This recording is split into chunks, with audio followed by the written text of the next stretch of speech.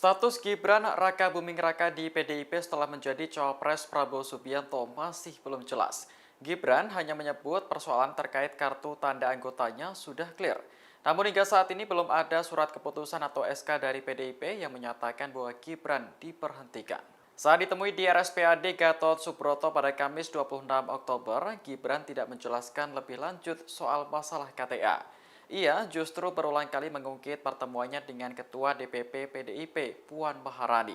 Dalam pertemuan itu, Gibran disebut sudah berpamitan untuk menjadi cawapres Prabowo. Sementara itu, Ketua DPP PDIP Ahmad Basarah mengatakan partainya tak perlu memberhentikan Gibran. Menurutnya, rakyat telah menganggap Gibran keluar dari PDIP dengan sendirinya.